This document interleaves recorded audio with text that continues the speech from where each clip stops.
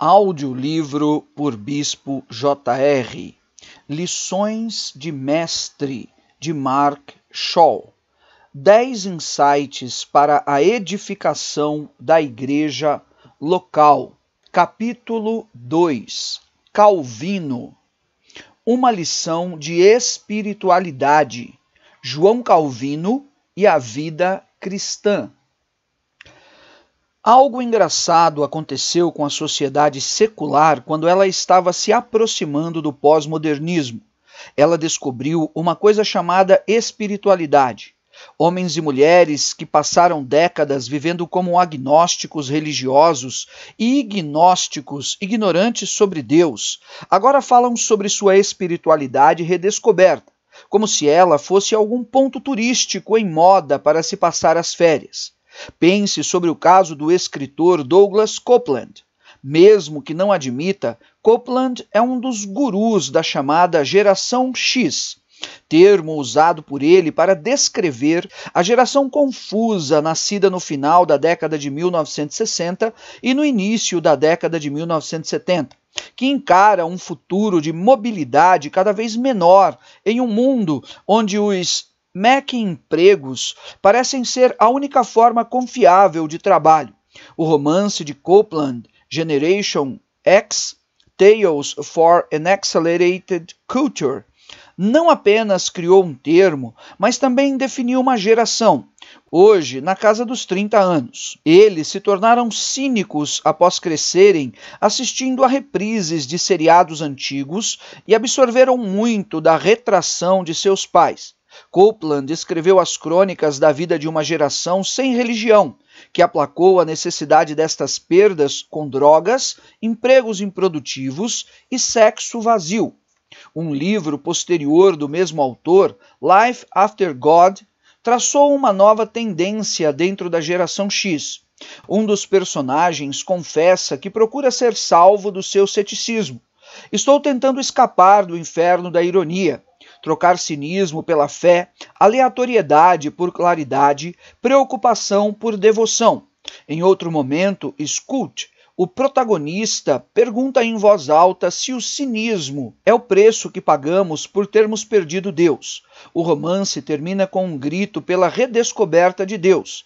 Em favor dessa primeira geração criada sem religião e sem esperança de uma vida após a morte, Coupland anseia por uma saída da terra devastada.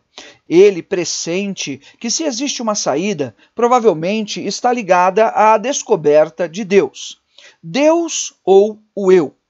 Uma nova busca por Deus está ocorrendo entre a geração nascida após a Segunda Guerra, secularistas, os céticos da geração depressão e os ignósticos da geração pré-Segunda Guerra, os céticos da geração depressão e os ignósticos da geração pré-Segunda Guerra.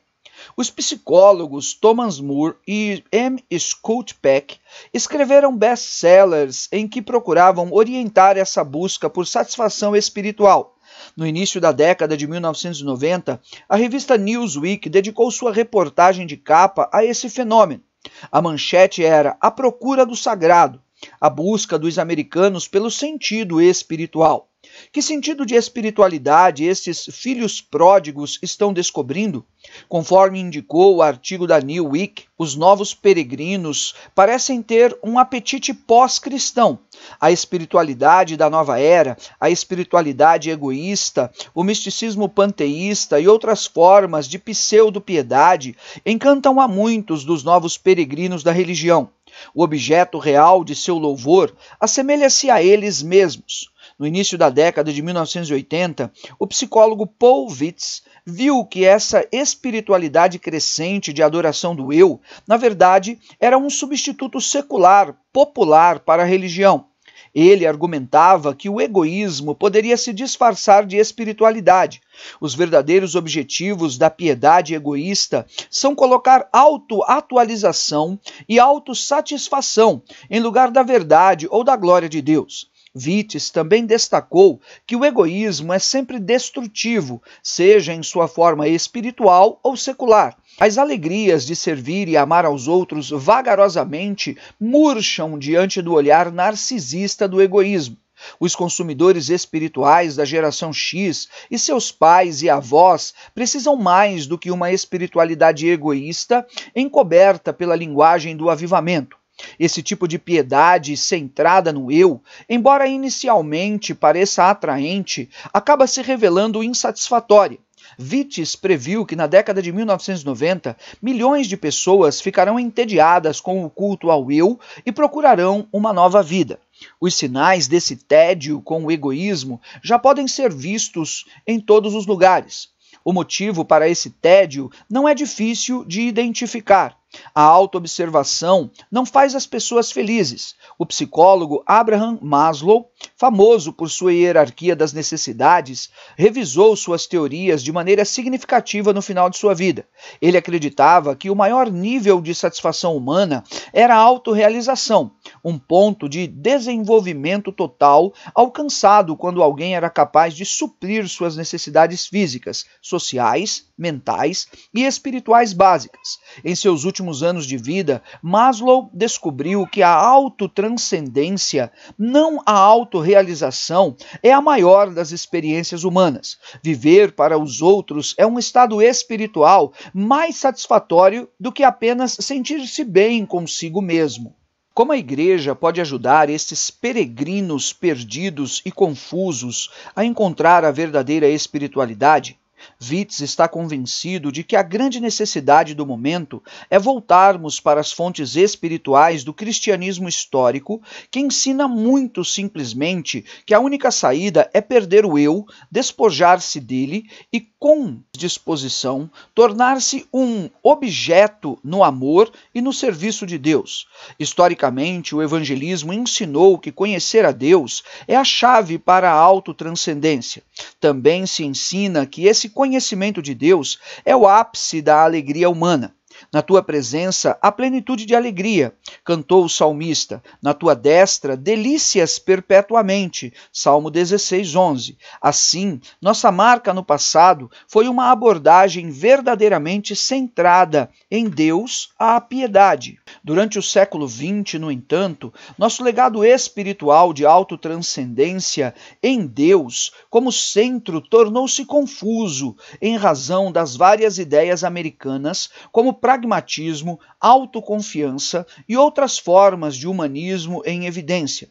Para muitos cristãos, a procura por uma nova espiritualidade significa percorrer a adega teológica das tradições do cristianismo com o nosso atual estoque exaurido.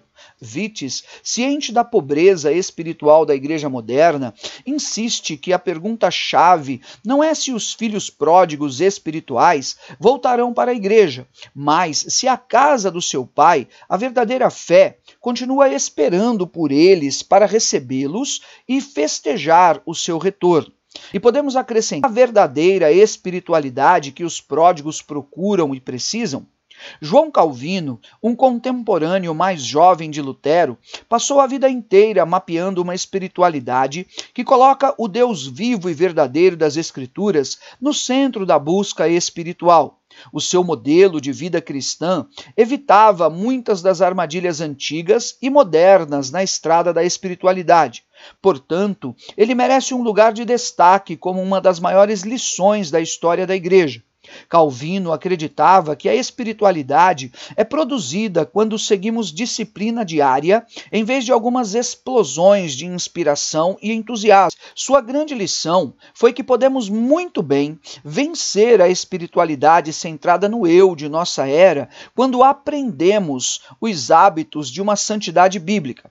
Quais são esses hábitos de santidade? Calvino ressaltou 6 deles. Assim como a maioria dos líderes cristãos eficazes, ele cultivou esses hábitos em meio a muitas dificuldades. A vida de Calvino.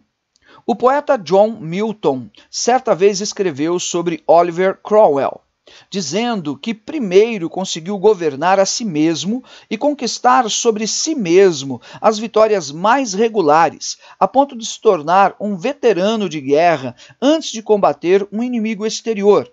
Obter vitórias sobre o eu foi uma batalha que durou a vida inteira para João Calvino. Ele se debateu com a questão do significado e direção em sua vida, assim como Lutero precisou lutar com a questão da morte e da condenação. A busca por direção consumiu grande parte da vida de Calvino. João Calvino nasceu em 1509 na vila de Noyon, na França. Seu pai, Gerard, trabalhava para o bispo local e determinou que seu filho deveria buscar sua carreira na igreja. Calvino foi enviado para a Universidade de Paris com o objetivo de estudar para o sacerdócio. Depois que Calvino começou os seus estudos, no entanto, seu pai foi excomungado da igreja.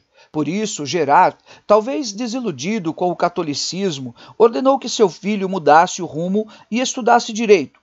Logo que o jovem Calvino começou seus estudos jurídicos, recebeu a notícia de que seu pai havia morrido. Ele ficou arrasado. Que direção deveria tomar agora? Livre para seguir as suas próprias inclinações, Calvino se dedicou aos estudos humanistas, que envolviam o estudo da antiga literatura pagã e cristã. Em 1533, quando Calvino completava o seu aprendizado, ocorreu outra mudança de direção. As ideias de Lutero circulavam em Paris e um aluno brilhante e inquiridor como Calvino dificilmente poderia ignorar suas influências. Em algum momento, antes de 1533, algo mudou em seu coração, que mais tarde Calvino descreveu no prefácio de seu comentário de Salmos. Deus finalmente mudou meu curso para outra direção, pelo reino secreto da providência. O que aconteceu primeiro foi que, por uma conversão inesperada, ele domou uma mente que fora teimosa durante anos, pois eu estava tão fortemente devotado às superstições do papado que nada mais poderia me retirar das profundezas daquele lamaçal. Quase tão memorável quanto sua conversão inesperada foi o rápido crescimento de sua compreensão da nova fé. Calvino escreveu que a conversão me deixou como um desejo tão ardente de progredir que busquei o restante dos meus estudos mais friamente, embora não tenha desistido deles. Antes que um ano inteiro tivesse se passado, qualquer um que ansiava por uma doutrina mais pura continuava vindo até mim, ainda um novato, um recruta sem preparo. A reputação de Calvino como evangélico logo trouxe problemáticas para ele. Uma revolta contra o evangelismo na Universidade de Paris o forçou a fugir para salvar a sua vida. De 1533 a 1536, ele permaneceu em fuga, vivendo sob nomes falsos e usando disfarces diferentes. Por fim, fixou residência em Basel, Suíça, tempo o suficiente para escrever um pequeno livro com a intenção de explicar a fé evangélica em termos simples. Esse livro, chamado de Institutas da Religião Cristã, tornou-se um best-seller reeditado várias vezes ao longo de sua vida. A publicação dos Institutas garantiu fama imediata a Calvino como um porta-voz articulado da causa evangélica. Uma nova fama, alcançada por Calvino, fez dele um alvo dos reformadores zelosos, que estavam desejosos para contar com seu apoio. Enquanto visitava Genebra, Suíça, Calvino ouviu alguns batendo em sua porta certa noite. O visitante era William Farel, um reformador evangélico que estava ansioso para renovar a igreja em Genebra, mas precisava de sua ajuda. Farel insistia que Calvino se aliasse a ele como copastor da igreja alemã. Calvino recusou educadamente, explicando que pretendia viver a vida de um erudito discreto. Farel não ficou convencido e clamou pela maldição de Deus sobre os estudos de Calvino, caso ele se recusasse a ajudar na reforma de Genebra.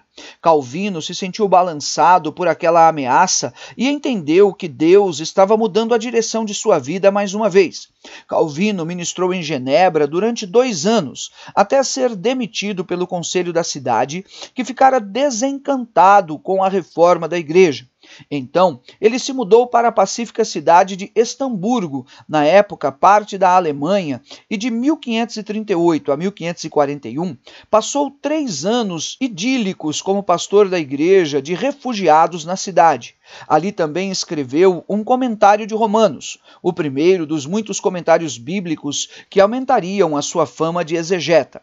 Durante seus dias em Estamburgo, Calvino casou com uma jovem viúva, Idelete de Burri. Ele realmente estava feliz. Tudo ia bem até o dia em que Farel apareceu para chamá-lo de volta a Genebra, pois os líderes da cidade haviam mudado de ideia. Calvino se recusou a voltar, porém quando Farel o ameaçou novamente com a maldição de Deus, ele fez as malas e voltou para Genebra.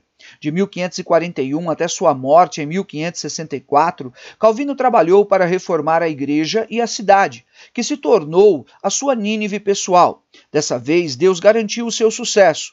Enquanto as décadas passavam, Genebra foi se transformando no que um visitante, John Knox, chamou de a escola mais perfeita de Cristo desde os tempos dos apóstolos. A influência de Calvino se espalhou por toda a Europa. Na época de sua morte, ele havia se tornado o líder internacional da Reforma e uma das figuras mais importantes da formação do pensamento no mundo moderno. No centro das vitórias públicas de Calvino, como defensor da Reforma, estavam as vitórias pessoais que conquistou em sua busca incansável pelos segredos da santidade.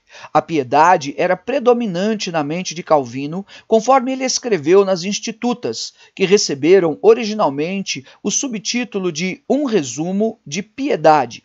Ele valorizava de forma especial os capítulos que lidavam com a vida cristã.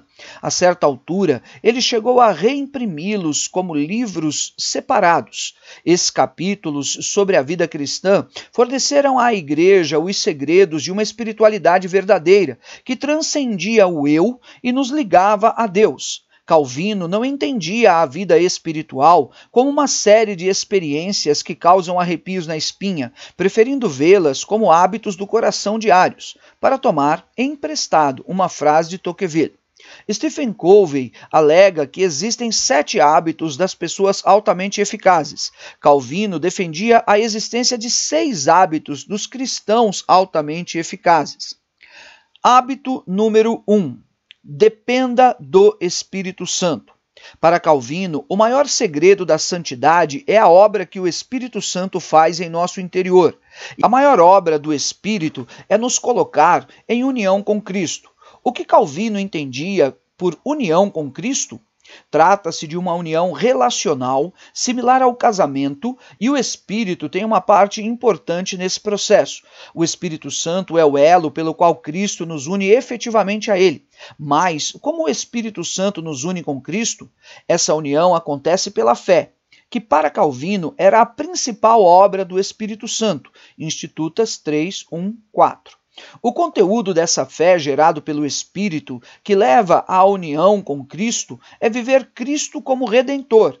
A verdadeira fé é o firme e seguro conhecimento da divina benevolência para conosco, conhecimento que, fundado na verdade da graciosa promessa em Cristo, não só é revelado à nossa mente, como também é selado em nosso coração mediante o Espírito Santo. Institutas 3, 2, 7. Uma união com Cristo pela fé, produzida por meio do Espírito Santo, é, portanto, fundamental para a verdadeira espiritualidade. Se cultivarmos qualquer incerteza em relação a essa dinâmica, a santidade em nossa teologia se tornará uma manipulação nervosa de um Deus imprevisível.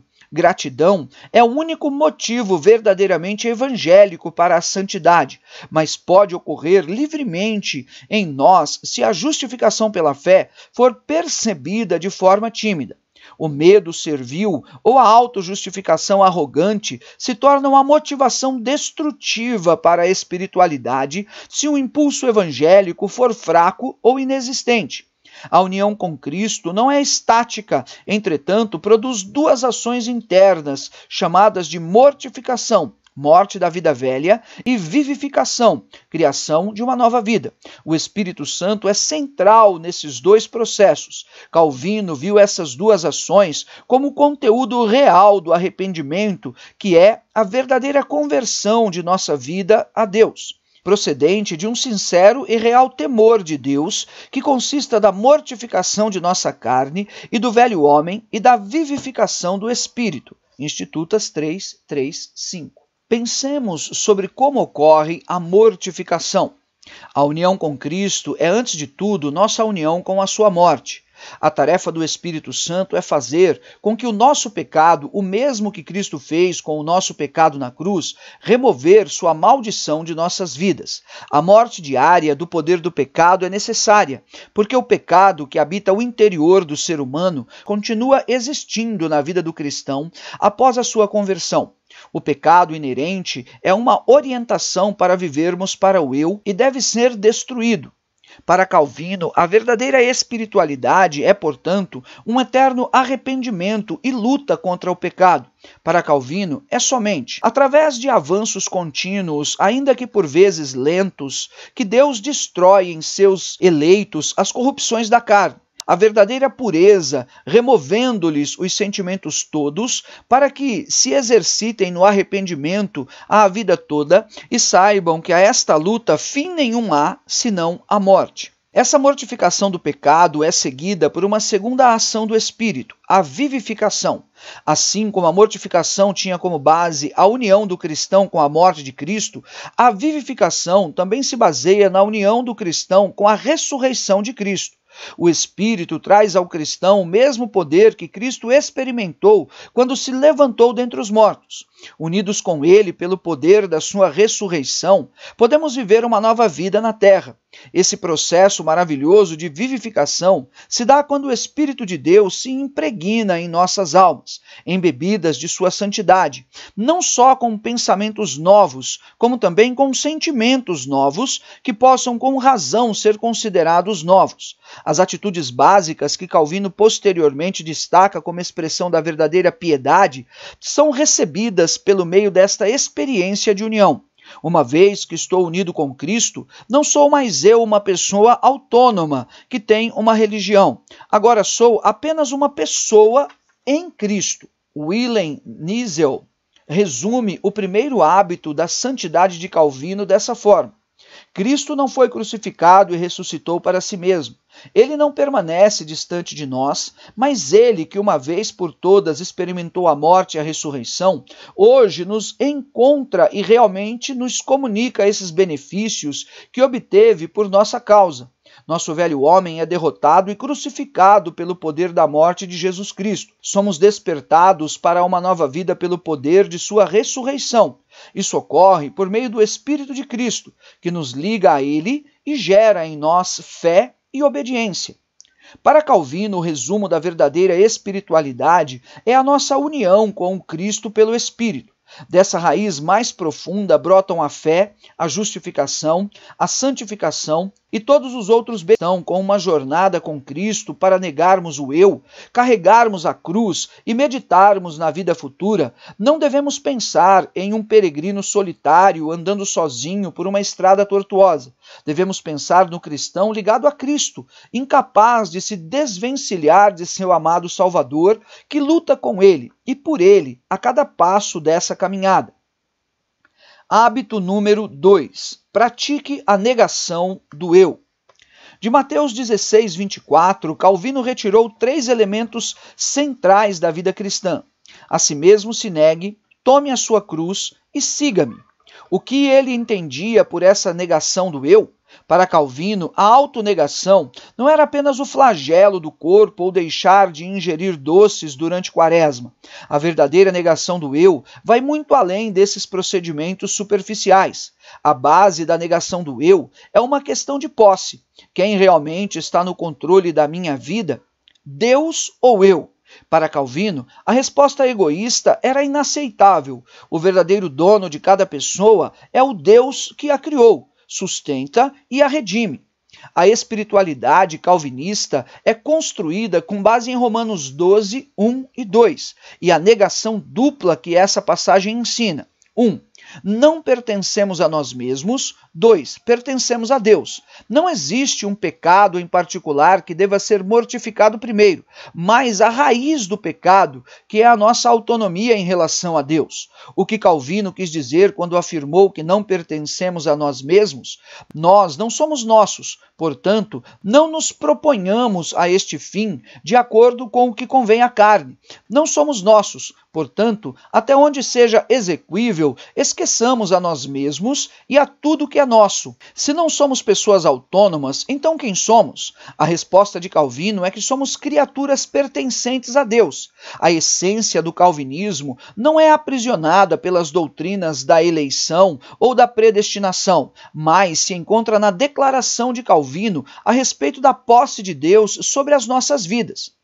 Pelo contrário, somos de Deus, logo, para Ele vivamos e morramos. Somos de Deus, logo, a todas as ações nossas presidam a sabedoria e a vontade. Somos de Deus, logo, para com Ele, como ao só legítimo fim, se polerizem as expressões todas de nossas vidas. Ou quanto há de proveito experimentando aquele que, ensinado que se não pertence, abrogou a sua própria razão, a sabedoria e o mandato para que a Deus o aproprie.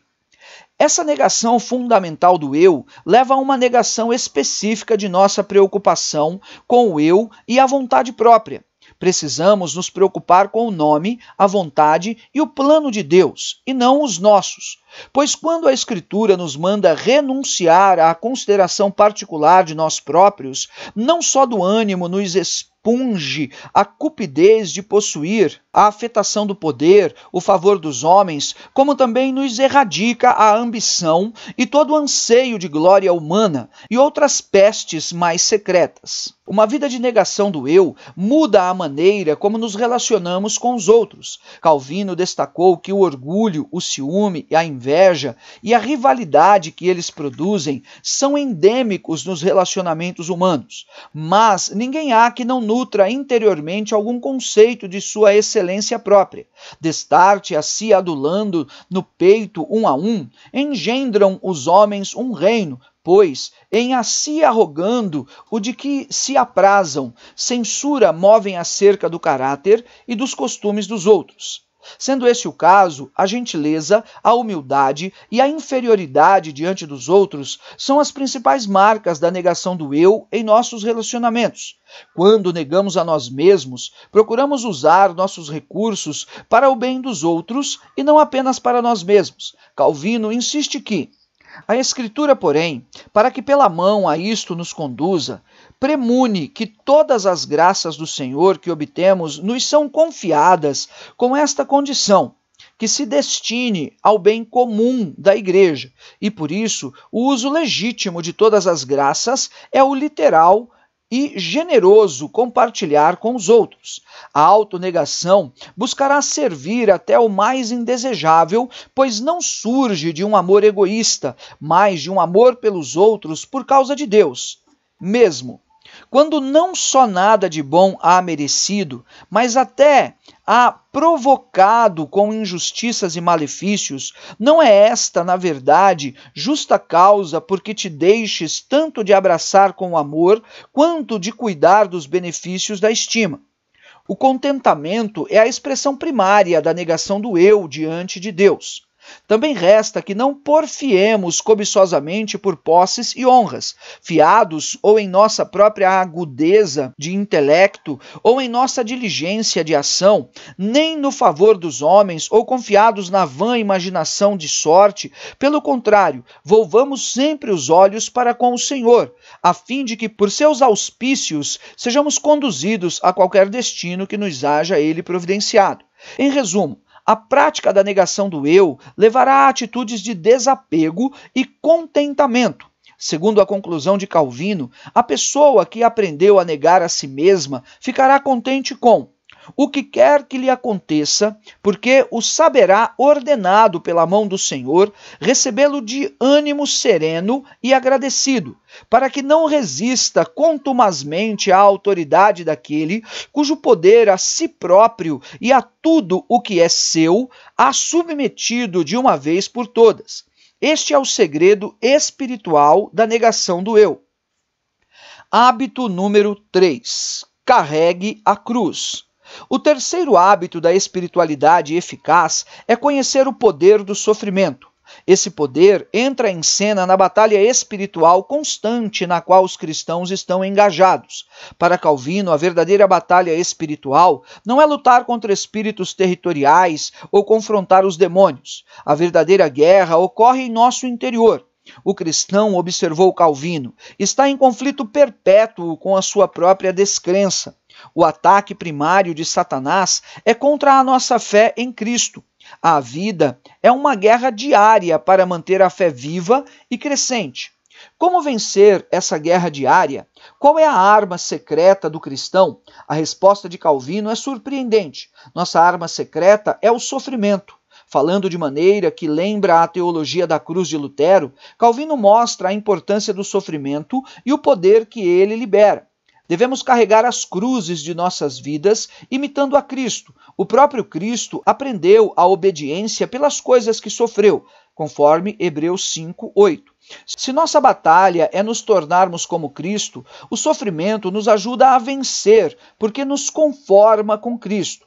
Quais são alguns dos benefícios específicos do sofrimento da vida do cristão? Ele nos conforma a Cristo. Ele quebra o nosso orgulho e nos capacita a transferir a nossa confiança para Deus. Ele nos purifica do pecado. Ele aumenta as nossas recompensas espirituais, pois se sofremos por causa da justiça, com isso em mais amplo lugar estamos no reino de Deus. O elogio de Calvino ao sofrimento é algo extremado? Trata-se de um cristianismo do tipo aguente e sorria? Calvino nega que seja assim e fala contra os estoicos cristãos que dizem ser pecaminoso lamentar, conforme Mateus 5:4 e Institutas 3:8-9. O estoicismo nos ensinou que devemos ser pacientes na aflição, simplesmente por causa de uma percepção intelectual de que não se pode resistir a Deus. Se você não pode vencê-lo, junte-se a ele. Calvino rejeita essa maneira de pensar, considerando o fatalismo. Em seu lugar, ele oferece uma compreensão evangélica de por que deveríamos ser pacientes na aflição, e diz: agora, porque na verdade aprazível nos é, afinal, aquilo que reconhecemos ser-nos para a salvação e para o bem, também neste aspecto consola-nos o Pai boníssimo, enquanto declara que nesse próprio fato de que nos aflige com uma cruz, a salvação nos consulta. Por esse motivo, existe uma alegria secreta escondida por trás de toda cruz externa. Hábito número 4. Olhe para a eternidade. Juntamente com os hábitos da negação do eu e de carregar a cruz, existe um hábito ainda mais misterioso da vida cristã: seguir a Cristo, colocando nossos olhos nas realidades celestiais. Calvino chamou isto de meditação sobre a vida futura.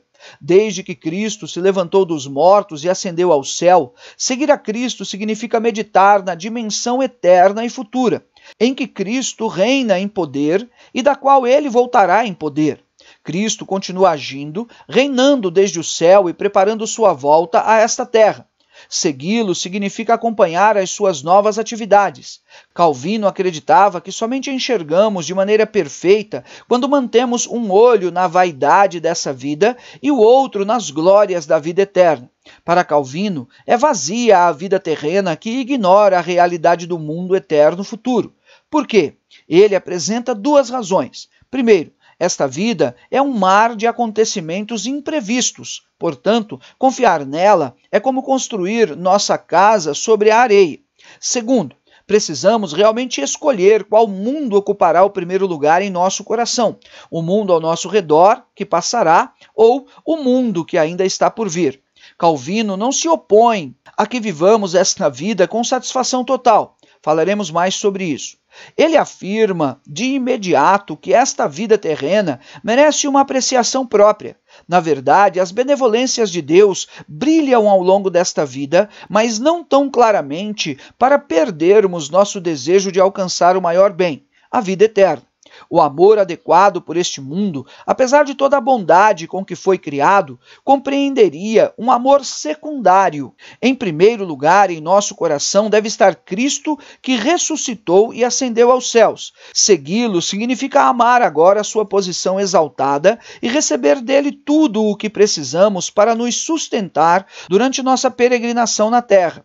Assim, a escatologia é a matriz apropriada para a alegria e a esperança presentes. Contudo, tenhamos isto estabelecido: ninguém há progredido bem na escola de Cristo, senão aqueles que aguardem com regozijo o dia da morte e ressurreição final. Mas o cristão precisa saber que o poder da ressurreição futura pode se manifestar nessa vida presente. Ele diz: para que conclua uma palavra, então, afinal, sobre o diabo, a carne, o pecado e os ímpios, triunfa no coração dos fiéis a cruz de Cristo, se ao poder da ressurreição se lhe volvem os olhos. Como? A fé alimenta essa glória e justiça futuras, esperando alegremente por elas. Essas atitudes de fé, contentamento e alegria nos dão a felicidade em nossa existência presente. Seguir a Cristo meditando na vida futura pode então transformar a nossa vida presente. Hábito número 5. Use tudo desta vida para a glória de Deus. À luz da fonte ênfase de Calvino nas coisas eternas, como devemos tratar a criação material de Deus e a cultura humana? Calvino não gostaria de que entendêssemos incorretamente esta ênfase. Por isso, o seu quinto hábito da verdadeira espiritualidade é que deveríamos usar esta vida boa para a glória de Deus. Todas as coisas boas desta vida são alimento espiritual, se usados para os seus devidos propósitos. Quais são os devidos propósitos para as coisas criadas? Calvino mencionou 2, beleza e utilidade. Podemos até crescer em santidade quando usamos as coisas materiais para o prazer e a recreação. Disse: seja-nos este o princípio. Não aberrar o uso de Deus quanto a esse fim se refere a que nos criou e destinou o próprio Criador. Por isso que para o nosso benefício, não para o nosso detrimento, os criou. Agora, se ponderamos a fim de que haja Deus criado os alimentos, verificaremos haver ele querido consultar não apenas a necessidade, o propósito lhe foi o decoro e dignidade, nas ervas, árvores e frutas, além dos variados usos, a beleza da aparência e a suavidade do perfume. Mas como podemos usar especificamente a criação e a cultura de uma maneira que elas coloquem Deus no centro de nossos sentimentos? Calvino apresenta 4 regras para uso santo da criação. 1. Desligamento. Significa desenvolver uma atitude de tudo ou nada em relação às coisas passageiras deste mundo. 2. Contentamento. Com pouco, nos capacita a ter uma alegria constante em tempos de fartura e em tempos de necessidade. 3. Prestação de contas significa percebermos que Deus irá nos julgar pela maneira como usamos os dons da criação e da cultura. Por isso, não é suficiente fazermos nosso trabalho quando o chefe está olhando. Nós trabalhamos para o Senhor, que está sempre olhando o que fazemos. A integridade, a ética e a justiça social devem ser preocupações do trabalhador cristão, pois o seu Deus também está preocupado com estas coisas. 4. Diligência em nossa humilde chamada não é uma tarefa assustadora, pois, desde que obedeças à tua vocação, nenhuma obra tão ignóbil e vil haverá de ser que diante de Deus não resplandeça e seja tida por valiosíssima. A piedade de Calvino evita tanto os erros da piedade que defende o mundo, quanto da piedade altamente cristã, que nega o mundo. Segundo o sociólogo Max Weber, a ética puritana era uma piedade centrada nesse mundo, que se opunha à piedade do monasticismo, voltado para o outro mundo. A piedade dos puritanos seguia o modelo de Calvino para a vida cristã.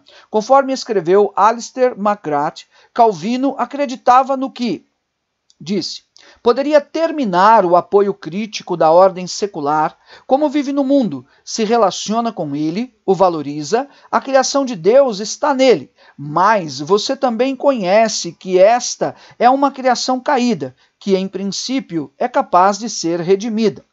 Quando vemos as piedades escapistas de nossos dias, percebemos que esse quinto hábito da santidade pode ser um corretivo muito útil. Hábito número 6. Seja persistente na oração. Um hábito da espiritualidade eficaz é a oração. Se precisamos do ministério do Espírito para mortificar o pecado e nos dar vida nova em Cristo, e se seguimos a Cristo, colocando nossos olhos sobre Ele e sua glória celestial, então devemos nos dedicar à oração. Calvino chama a oração de o principal exercício da fé, mediante a qual recebemos diariamente os benefícios de Deus. Pela oração se escavam os tesouros que nossa fé, visualizando, os haja. Calvino apresenta 4 regras para sermos eficazes na oração. A primeira regra é a reverência a Deus. Saibamos, portanto, que, anunciou Calvino, que não outros se cingem correta e adequadamente para orar, senão aqueles aos quais a majestade de Deus azedamente dispõe, de sorte que, desvencilhando-lhes de terrenos cuidados e preocupações, a eles se acheguem. A regra de reverência deveria fazer de nós pessoas dependentes do Espírito que nos ajude durante a oração. Deus, em nossas preces, por ensinador, nos dá o Espírito, que dite o que é reto e os sentimentos nos modere. A segunda regra de oração é a necessidade sincera. Calvino se opõe às orações repetitivas, que ele não acreditava serem sinceras. Em contraste, disse: os piedosos hão de especialmente guardar-se para que nunca à presença de Deus compareçam a suplicar o que quer que seja, a não ser o que não só ardentemente anelam com sério afeto de coração, como também, ao mesmo tempo, dele almejam obter. A terceira regra de oração é um espírito humilde e contrito. A união com Cristo pela fé é, portanto, uma pré-condição necessária para a oração. Disse: nem é de esperar-se que de Deus qualquer coisa obtenha alguém, por mais santo que seja, até que lhe haja sido graciosamente reconciliado, nem pode acontecer que Deus seja propício a outros, senão àqueles a quem perdoa. A quarta e última regra para a oração é a fé confiante. Devemos orar com esperança resoluta. Calvino zomba daqueles que oram como se Deus não tivesse enviado um Redentor para cobrir os seus pecados. Ó Senhor, eu na verdade estou em dívida, se porventura queiras ouvir-me, contudo, porque estou premido de ansiedade, junto de ti me refugio, para que, se sou digno, me socorras. Tal oração não é aceitável a Deus, pois afinal é a oração aceitável a Deus, aquela que, por assim dizer, nasce de tal pressuposto de fé e está embasada em tranquila certeza de esperança. Como podemos orar com tamanha confiança, conhecendo o nosso próprio pecado e insegurança? Cristo é o fundamento da nossa esperança. Cristo deixou a oração do Pai Nosso para nos guiar. O debate sobre a oração e a importância da fé na oração levou Calvino ao seu primeiro hábito, depender do Espírito Santo, produtor da fé de que necessitamos. A piedade de Calvino começa e termina com Deus, e os 6 hábitos formam um círculo de crescimento espiritual. Veja a figura abaixo. Hábito número 1, dependa do Espírito Santo. Hábito número 2, pratique a negação do eu. Hábito número 3, carregue a cruz. Hábito número 4, olhe para a eternidade. Hábito número 5, use tudo dessa vida para a glória de Deus. Hábito 6, seja persistente na oração. Até que ponto alguém espera chegar com esse tipo de espiritualidade? Embora esses 6 hábitos sejam agentes poderosos de mudança, Calvino é realista sobre os progressos ao longo do caminho em direção à espiritualidade. Disse: mais uma vez que ninguém tanto de força sobeja nesse cárcere terreno do corpo, que se possa assodar com a justa celeridade da corrida, na verdade, fraqueza tão grande oprime a grande maioria que, vacilando e claudicando, até mesmo rastejando no solo, à frente se move apoucadamente.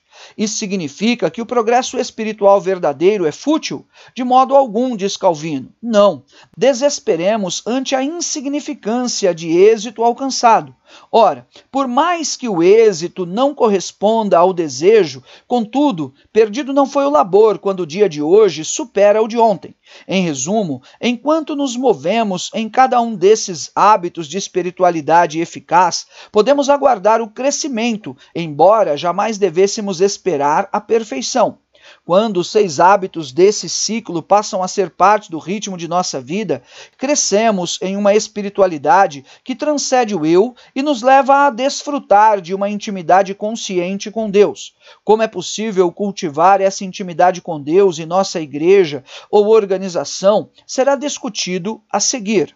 Colocando em prática os hábitos da espiritualidade eficaz de Calvino.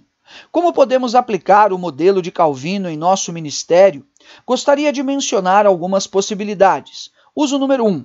A verdadeira espiritualidade e o caráter do líder. Segundo James Means, um número demasiado de pastores se equivoca ao pensar que a mudança nas outras pessoas ou uma mudança de circunstâncias traria sucesso ao seu ministério. O que muitos não percebem é que Deus raramente abençoa o ministério de pessoa de caráter duvidoso, comportamento questionável e espiritualidade inexpressiva. Lemos em 1 Timóteo 3,2 que um líder deve ser irrepreensível. A espiritualidade é necessária para a liderança cristã autêntica. Mesmo assim, vemos modelos populares de liderança provenientes do movimento de crescimento de igrejas ou do mundo dos negócios que não enfatizam o caráter e a piedade. Em contrapartida, Stephen Covey, em seu famoso livro Os 7 Hábitos das Pessoas Altamente Eficazes, comenta sobre a importância de alcançar vitoriosos particulares antes de buscarmos as vitórias na esfera pública. Os hábitos da liderança pessoal, uma visão para a vida de uma pessoa, deveriam ser coadunados com a administração pessoal, em que a pessoa coloca essa visão integrada em prática. Se queremos ajudar aqueles que lideramos a experimentar a verdadeira espiritualidade e evitar as armadilhas do egoísmo, devemos ser capazes de dizer com integridade: siga-me como eu sigo a Cristo. Planejar retiros espirituais particulares, bem como retiros espirituais com toda a liderança, pode ser uma decisão importante para conduzir sua organização à estrada da excelência. Uso número 2. A verdadeira espiritualidade é a prestação de contas. Uma das ajudas mais úteis para o cultivo da espiritualidade é a formação de um grupo para a prestação de contas. Patrick Morley acredita que o elo perdido na vida da maioria das pessoas é a prestação de contas. Ele defende o que determinou de hora semanal para a prestação de contas. Trata-se de uma reunião com um grupo pequeno de cristãos nos quais você confia, em que todos podem fazer perguntas sobre a vida espiritual, a vida no lar e no trabalho, e sobre as maiores preocupações dos demais. Tenho experimentado os benefícios deste tipo de encontro para a prestação de contas e visto como estes grupos são poderosos para mudar vidas. Tive o privilégio de trabalhar há alguns anos no Centro Billy Graham de Evangelização, na sede do Eton College. O diretor do centro naquela época, Jim Krakiewicz, me deu a impressão imediata de ser alguém com piedade e graça fora do comum. Eu observei trabalhar sob muita pressão, lidar com problemas sérios de saúde em sua família e resolver complicados problemas de relacionamentos na organização. Qual era o seu segredo para manter em forma sua vida espiritual, considerando a pressão de ser um líder que precisava tomar decisões muito importantes? Além de praticar várias disciplinas espirituais, Jim fazia parte de um grupo de prestação de contas em que perguntas difíceis eram feitas e respostas honestas eram dadas. De todas as excelentes decisões que ele tomou como líder daquela organização de destaque, a mais importante talvez tenha sido buscar a verdadeira espiritualidade em um grupo de prestação de contas. Precisamos tomar esse mesmo tipo de decisão. Uso número 3. A verdadeira espiritualidade e a vida familiar do líder. A cultura do narcisismo tem crescido dentro do meio evangélico. Em vez de serem enfermarias de piedade, muitas famílias cristãs se tornaram centros de serviço para a geração eu. No mar hostil da modernidade, alguns de nossos lares se tornaram ilhas de compaixão. O Guinness argumenta que a esfera da vida privada tornou-se o lugar onde se gasta e não onde se ganha, e de satisfação pessoal, em vez de obrigação pública. O homem privatizado não é apenas um Atlas ansioso, mas um Narciso mimado. A verdadeira espiritualidade precisa ser modelada por pais e mães, ensinada aos filhos e praticada nas rotinas diárias da vida. A verdade é que o ambiente familiar é o lugar ideal para a real espiritualidade ser trabalhada. Em qualquer casa, todos os dias, sobram oportunidades para se praticar a dependência do Espírito Santo, a negação do eu, o carregamento da cruz, o uso de maneira piedosa da cultura e a prática de orações sinceras. Duas ajudas valiosas para o cultivo desse tipo de piedade são o culto familiar regular e a redação de uma declaração de missão para a família. Alguns anos atrás, eu e a minha esposa, juntamente com nossos 2 filhos, elaboramos uma declaração de missão para a nossa família. Ela continha uma frase sobre servir aos outros, em conjunto à ênfase de aprender a amar a Deus como Cristo fazia. Reler essa declaração quando precisamos tomar decisões tem nos ajudado a pensar dos outros e em suas necessidades, em vez de olharmos apenas para o que nós mesmos precisamos. Uso número 4. A espiritualidade no local de trabalho. Os Guinness nos alerta sobre a piedade vazia que não consegue penetrar na esfera do trabalho, dizendo: procure um lugar onde a fé cristã possa fazer diferença no trabalho, além daquelas coisas puramente pessoais, como dar testemunho aos colegas e orar por eles, não falar palavrões e não mentir no imposto de renda. Busque um lugar onde o cristão pensa de forma cristã e criticamente sobre a substância do trabalho, por exemplo, o uso de lucros e não apenas do pessoal, sobre a ética de uma companhia multinacional e não apenas aqueles que fazem parte de um negócio pequeno, familiar, sobre uma ordem econômica justa e não apenas sobre a doutrina da justificação. Você continuará procurando por um longo tempo.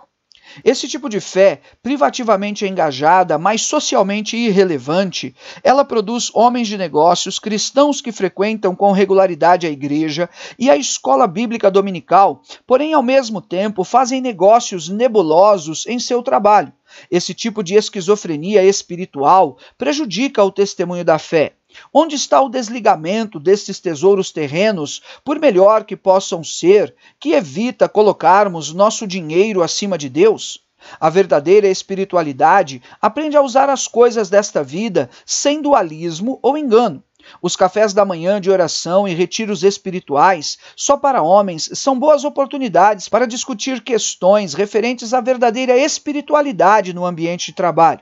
As mulheres poderiam se beneficiar de estudos bíblicos durante o almoço, seminários ou até mesmo cursos sobre a ética cristã nos negócios. Identifique os líderes leigos de sua igreja, recebedores de grande graça nessa área, e os deixe ministrar essa graça para homens e mulheres cristãos que lutam contra essas questões no local de trabalho. Uso número 5. A espiritualidade e uma vida quebrantada. Se você, líder, foi colocado para fora nessa corrida da vida cristã por causa de algum pecado ou falha, escute, os hábitos de Calvino para a espiritualidade eficaz continuam válidos para você.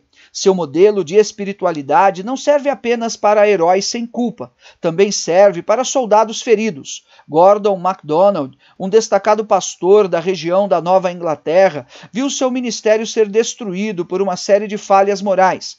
Nos meses e nos anos seguintes, meses e anos que algumas vezes foram cheios de desespero, amargura e quebrantamento, Deus fez uma obra de restauração em sua vida pela graça. Sua espiritualidade foi restaurada, seu caráter foi restaurado. Ele reconquistou sua posição de liderança. Alguns dos 6 hábitos de João Calvino foram mencionados no tocante livro de MacDonald. Ponha ordem no seu mundo interior. Embora a revista Newsweek negligencie os recursos de ortodoxia cristã nessa nova busca pela espiritualidade, a Igreja de Cristo não deve cometer o mesmo erro. Usando o modelo da verdadeira espiritualidade de Calvino, a Igreja pode recobrar a visão para a santidade, que é extremamente necessária em nossa cultura moderna de narcisismo. Fim.